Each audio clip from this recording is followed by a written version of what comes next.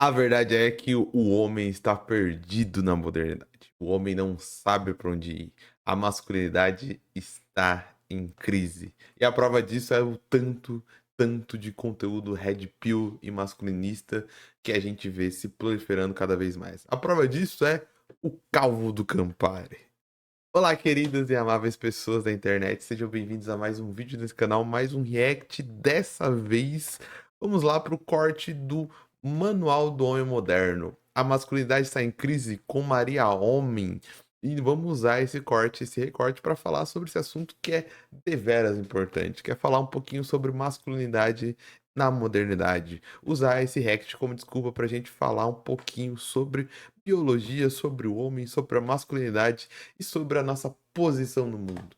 Nesse mundo, né, de internet que tanto conteúdo está sendo proliferado sobre masculinidade, que é inclusive uma das provas que a masculinidade está em crise. O homem, por vários motivos, por motivos diversos, não está sabendo se posicionar na realidade, né? O homem está perdendo aquela posição conservadora e prejudicial para ele mesmo e para as mulheres e para a sociedade que todos tivemos, que todos fomos criados, quer dizer, né? Todos tivemos essa imagem daquele homem tradicional, né? Chefe de família, aquela pessoa que trabalha e traz os recursos para casa. E a gente está percebendo que essa imagem, primeiro, ela é construída, ela não é natural, o homem não precisa ser isso. Segundo, ela é autodestrutiva até para o próprio homem, porque o homem não consegue lidar com esse fardo, isso faz mal para a saúde mental, isso não quer dizer que o homem precisa estar nessa posição. E terceiro, a gente vê, né, que o homem está tão perdido que a gente vê a proliferação desses cursos e desses coaches de Redcast, de Red Pill, do coach do Campari, que são pessoas que estão lucrando, estão proliferando, estão crescendo, porque o homem está indo procurar algum tipo de conteúdo, algum tipo de resposta, algum tipo de coisa que coloque ele naquela posição de novo e mostre para ele o horizonte de novo, né? E esses conteúdos Red Pill são conteúdos reacionários, né? Que são conteúdos que tentam voltar, tentam colocar o homem de novo naquele papel que já foi superado do ponto de vista intelectual, do ponto de vista filosófico.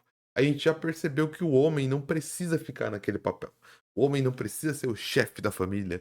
O homem não precisa ser aquele que manda, aquele que comanda. O homem não precisa ser aquele que não fala sobre os seus sentimentos. A gente já percebeu que o homem pode ser um universo de coisas que ele quer ser, né? Só que esses conteúdos red pilados, esses conteúdos aí do Calvo do Campari são conteúdos reacionários que tentam jogar o homem de volta para aquela posição, né? Só que de uma maneira meio que revolucionária, né? Eles tentam trabalhar um conteúdo que é antigo, mais velho do que tudo, né?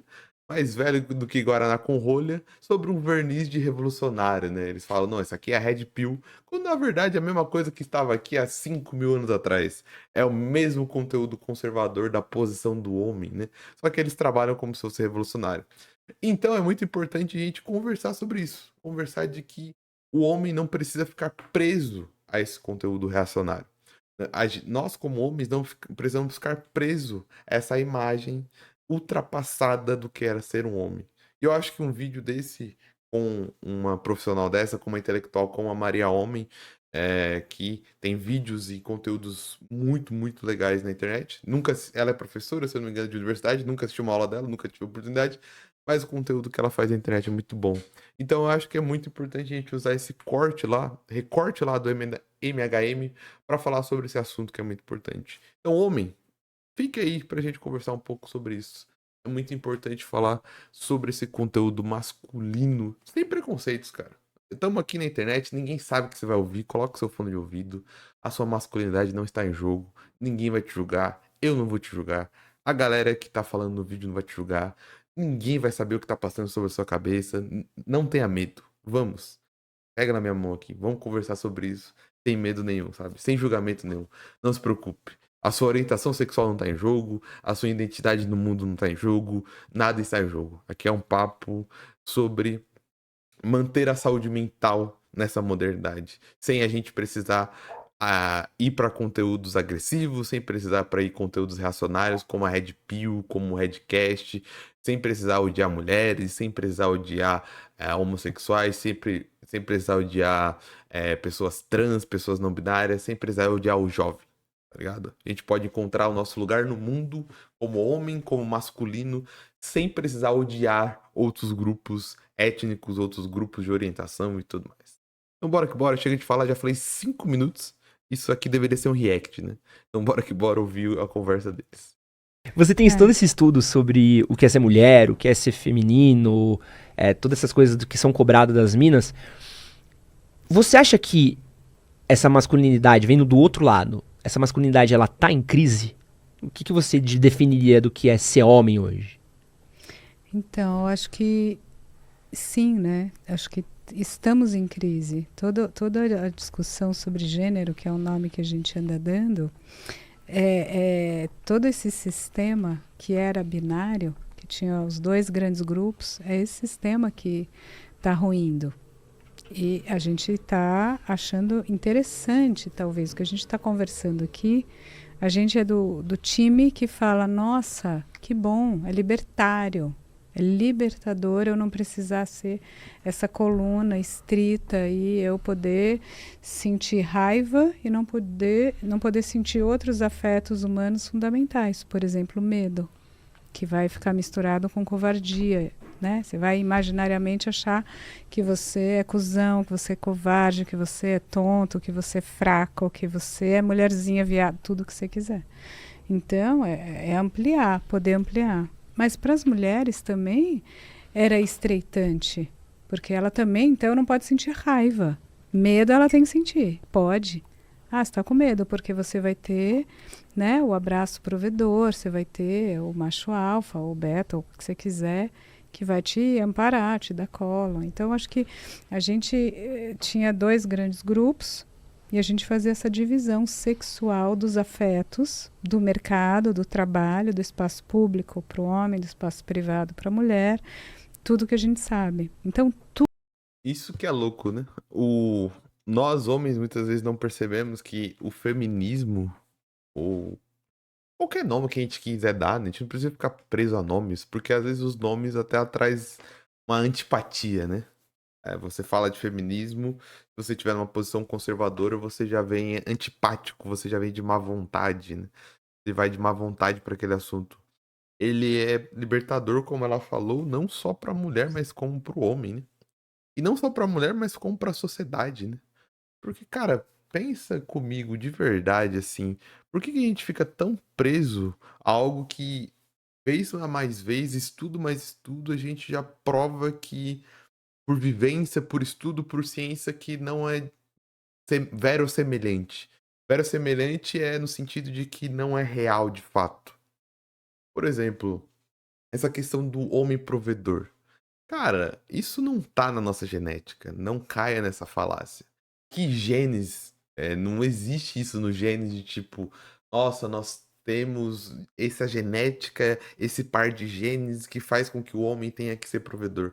Não, isso é construído culturalmente em cima, talvez, de traços fisiológicos, realmente. A gente pode falar que, por exemplo, num passado distante, lá na pré-história, quando não tínhamos cidades, não tínhamos água encanada, não tínhamos energia elétrica, não tínhamos indústria, não tínhamos tecnologia direito, fisicamente a gente precisaria que o homem fosse caçar e a mulher ficasse cuidando dos filhos.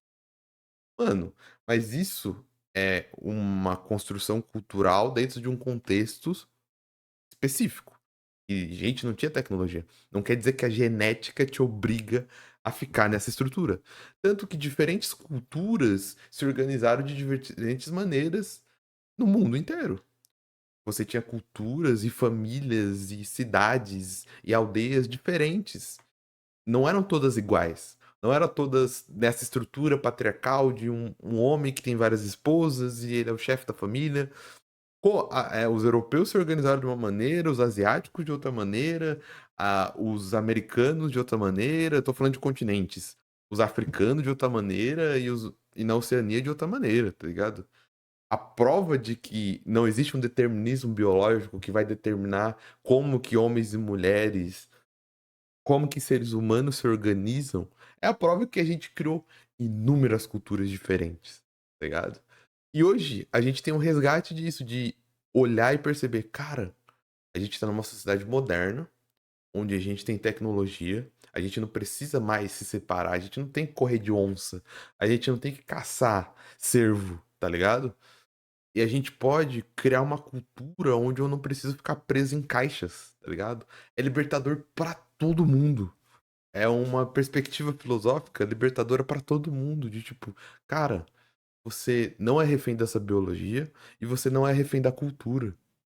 Mas aí as pessoas ficam meio, pô, então vai tudo se perder, tudo vai ser possível. Não, não é que tudo vai ser possível. Não é que tudo vai ser liberado. A gente tá falando de uma perspectiva muito mais intimista, muito mais individualista, das pessoas terem essa liberdade de escolher. Você não vai ser obrigado a ser um milhão de coisas. Você não vai ser obrigado a ter um. A galera entra muito em crise com questão de monogamia e poligamia, né? Pô, cara, não é que você. O papo de poligamia ou relacionamento não monogâmico, não é que, tipo, pô, você vai ser obrigado a não ser monogâmico, a ter vários maridos, a ter vários namorados. Não. É uma perspectiva de liberdade das pessoas poderem escolher.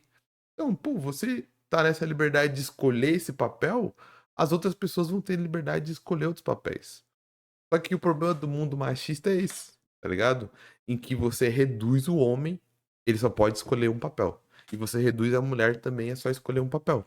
Aí todos nós nos violentamos. Porque quem disse que todos nós cabemos nesse papel? Todos nós conseguimos realmente interpretar esse papel? Queremos interpretar esse papel? Nascemos para interpretar esse papel? Quem definiu que temos que interpretar esse papel, tá ligado? Porque a nossa biologia, eu posso falar com certeza que não foi, tá ligado? Tudo isso está em crise, não só o homem está em crise. Fica parcial dizer isso, fica pouco, né? É como se fosse assim, o jeito que a gente inventou para viver é esse jeito que ainda bem está em crise, porque a gente está inventando outro desenho mais complexo, mais interessante, e que a gente diz o quê? Todo mundo pode tudo. Basicamente isso. Por quê? Não porque é uma bagunça, uma zona e tal, mas porque somos humanos e os humanos podem tudo e sentem tudo. E a gente sai de um paradigma complementar. A ideia, o pulo do gato, que às vezes a gente sofre, é que quando a gente tinha os dois grandes blocos, a gente ainda desenhava assim, né? Esse tipo de encaixe aqui. Então, você é forte, você é o macho, eu sou frágil e você me ampara.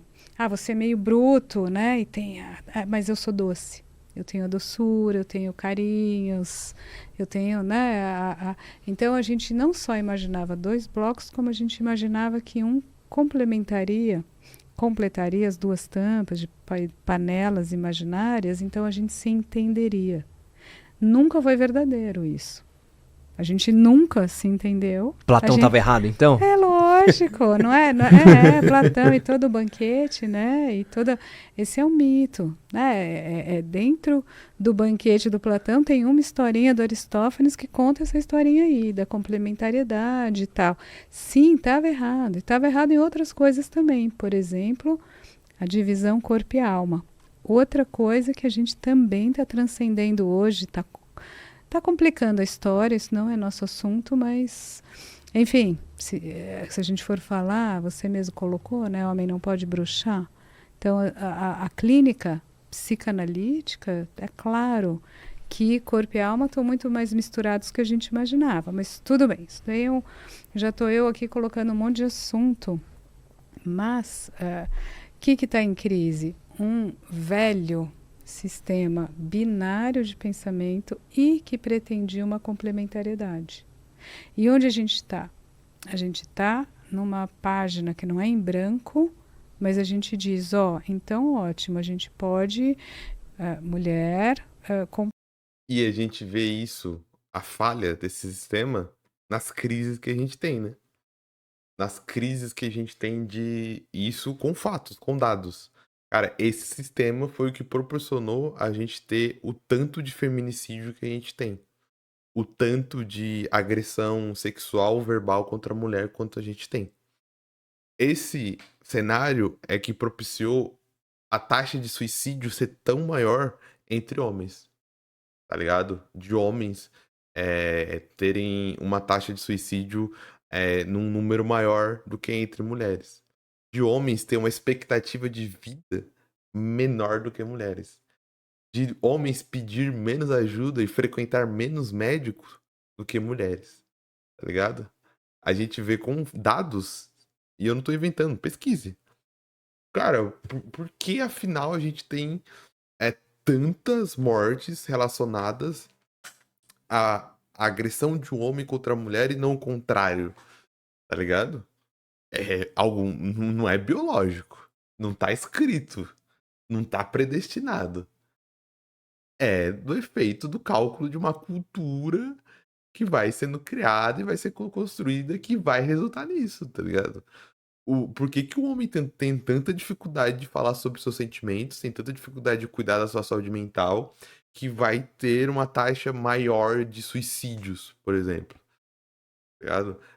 De brigas em trânsito, de briga com outros homens, de não conseguir nem fazer o exame de toque a tempo para conseguir diagnosticar um câncer que pode ter um tratamento rápido para salvar a sua vida. Que eu tô falando aqui do câncer de próstata, tá ligado? Que o homem cria uma barreira que ele não vai nem fazer um exame simplório dentro de um ambiente controlado, dentro de um consultório médico, que não vai afetar em nada o ser humano que ele é, que pode salvar a vida dele, tá ligado? E o ser humano, através da cultura, cria uma barreira, olha que maluquice, que impede com que o homem faça um exame que pode salvar a vida dele. É o exame de próstata, tá ligado? A prova que não deu muito bom e pode dar bom é essa crise nesse sistema binário. Porque quando a gente entra em crise nesse sistema binário, a gente tem mulheres que agora podem denunciar a violência e podem se salvar. Tem homens que podem vir e falar, pô, tá tudo bem fazer o exame e se salvar. Eu posso denunciar, eu posso fazer justiça contra essas pessoas que estão sendo mortas, estão sendo agredidas, estão sendo assediadas, tá ligado? A crise nesse sistema binário traz benefícios evidentes que a gente consegue ver. É que é lógico, toda época de crise é problemática, tá ligado? É muito mais fácil a zona de conforto de onde tudo está estável e a gente não querer fugir dela. O período de crise, pô, a gente tá em crise, lógico que não vai sair tudo certinho, perfeito. Lógico que excessos serão cometidos, lógico que perderemos a mão em discursos, em falas, na aplicação da lei. Lógico, estamos em crise. Mas a crise é essencial para a gente chegar numa síntese, para a gente chegar num novo acordo social em que a gente tá muito mais saudável do que tava antes, tá ligado? Porque vai ser, pô, vamos ser sinceros, vai ser melhor pra todo mundo, tá ligado? Vai ser melhor pra o homem, vai ser melhor pra mulher, vai ser melhor pra pessoa trans, vai ser melhor pra pessoa não binária, vai ser melhor pra pessoa homossexual, vai ser melhor pra pessoa bissexual. Qual que é o nosso problema de verdade construir um mundo onde é melhor para todos? E um mundo real, não utópico, né? Comprar, vender, ler, estudar, pensar, dirigir caminhão, ônibus, ter força, construir casa, pintar parede, fazer tudo, certo? Praticamente tem um pouco menos de força física, sim, mas no mais, vamos embora, ainda mais depois da Revolução Industrial, das máquinas e hoje em dia mais ainda com a tecnologia eletrônica, a inteligência artificial. Você vai para Marte, vai para o deserto, vai para 500 metros abaixo do oceano, certo? Mas tem ainda algumas coisas que eu acho que a gente tem que marcar e que são diferentes. Por exemplo, a reprodução da vida. Não dá ainda para um homem ficar grávido. Salvo no cinema, né? Salvo né, em algumas histórias, ou salvo na mitologia, não é? Dioniso, que foi gestado da coxa de Zeus. Salvo isso, e enquanto a tecnologia não realiza colocar uma célula, um embrião dentro de célula muscular, que era um sonho humano, por hora, o começo da vida ainda é num corpo de mulher. E ainda tem essa barriga, ainda tem esse, né? Essa bolinha, essa bag, essa sacola que te alimenta e que depois você sai, corta Saco amniótico. e gruda aqui. Você sai de dentro, gruda aqui no peito, se amamenta, se cuida, se falou, puerpério, como é que é isso? Então, só isso é estritamente do corpo da fêmea, por hora. Vamos ver o que a gente vai aprontar, tecnicamente. Mas acho que a gente tem que ver algumas diferenças. E para isso acontecer, tem tanto hormônio, tem tanta... A gente nem sabe quais são as profundas diferenças. Então não é pra gente, eu também não quero que a gente caia do outro lado e fale, não tem diferença nenhuma, é tudo absolutamente igual. É isso que eu ia te perguntar, porque tem uma questão fisiológica ainda no meio, né? E cultural, porque em cima eu mesma trouxe essa palavra, né? Hormônios e feromônios, e tem coisas que a gente não tem nem o conhecimento profundo do que acontece. Mas acontece. É por isso que eu já falei em outros vídeos, do ponto de vista biológico, é muito interessante não ver tudo 100%. 100% cultural, 100% biológico, é sempre uma conversa, uma interação. Porque a diferença biológica está lá. Ela existe. É um fato científico de análise. Felizmente ou infelizmente, a gente gostando ou não, ela está lá. Só que ela conversa, ela interage, né? A biologia estrutura a cultura e a cultura estrutura a biologia e vai tendo meio que um diálogo entre os dois, entre a cultura, entre a biologia e a cultura, tudo mais. Mas a própria biologia até dialoga com essa questão de todos podemos ser, o corpo está em transformação e o corpo tem comunicações, né? Por exemplo, o ponto de que até certo tempo de gestação, todo o corpo é tecnicamente igual, por exemplo. É a partir de um momento de gestação que há, por exemplo, a diferenciação do aparelho reprodutor. Tanto que só depois de tantos meses de gestação que você consegue descobrir o aparelho reprodutor do bebê, né? Se vai ser um aparelho masculino ou um aparelho feminino. No começo você não consegue saber. E por que você não consegue saber? Porque não tem tecnologia? Não. É porque a gente tá com o mesmo aparato reprodutor. Igual, tá ligado? E a partir desse aparato reprodutor que vai se crescer um pênis ou vai crescer uma vulva e vai ter a diferença do aparelho reprodutor, por exemplo, né? Talvez a gente tenha que, em vez de afirmar claramente, então, somos equivalentes. É diferente o conceito de equivalência, paridade, do de igualdade. Então, acho que isso é o primeiro ponto, para a gente saber como redesenhar, porque a gente está nesse caos e está nessa crise, no melhor sentido de crise, para redesenhar. Então, acho que a gente vai se escutar e vai conversando e vai vendo, mas espera aí, eu também sinto mais isso do que aquilo em uma situação, porque em cima dessa base da bios, da vida, a gente tem milhares de camadas que estão muito antigas, que é do simbólico. Isso que é a cultura, né? A carapaça extremamente complexa das significações, os simbólicos, os imaginários que a gente coloca em cima do que é ser homem, do que é ser mulher, e hoje em dia, que tipo de mulher, que grupo, subgrupo, gênero, subgênero, e tudo aquilo que a gente sabe. E que eu imagino que a gente vá abrir aqui. Isso que você acabou de... E é aí que a gente vê a diferença do que é desigualdade e diferença, né? Com o que ela falou. Porque a diferença, ela existe. Ela é biológica, ela é hormonal, ela é cromossômica, o que você quiser falar. Só que a partir do momento que você pega essa diferença para tratar as pessoas de maneira de maneira em hierarquia, com posições, você cria desigualdade. Porque a diferença ela existe. Agora, como a cultura vai tratar essas diferenças, que cria a igualdade ou a desigualdade. Porque a diferença pode continuar existindo até o final dos tempos. Isso não quer dizer que a gente tenha que tratar as pessoas de maneira desigual. Então, a diferença entre aparelhos reprodutores, entre testosterona e estrogênio, pode ser que exista até o final do ser humano no universo. Mas está nas nossas mãos a escolha de tratar de maneira igual pessoas que produzem mais estrogênio e pessoas que produzem mais testosterona. Por que que a quantidade de hormônio que você tem dentro do seu corpo e dentro do seu aparelho reprodutor vai definir como você vai ser tratado? Isso não é uma escolha biológica, isso é uma escolha cultural, tá ligado? Belo corte, gostei muito do corte, gostei muito do react. Espero que você tenha gostado também. Não se esqueça de curtir, comentar e compartilhar o corte lá do MHM, de ouvir o podcast por inteiro, ver outros cortes lá da Maria Homem com o Edson Castro, né? Apresentação Edson Castro. Se você gostou desse react também, não se esquece, né? Deixar seu like, deixar seu comentário, de se inscrever no canal se quiser e puder, me ajuda muito. Esse canal aqui tem o objetivo de conhecer mais sobre o mundo, fazer companhia e a gente descobrir mais sobre o conhecimento humano e sobre tudo que a gente tem no universo. Quando dá tudo certo, tem vídeo todo dia aqui nesse canal. Eu vou ficando por aqui, um grande abraço e tchau!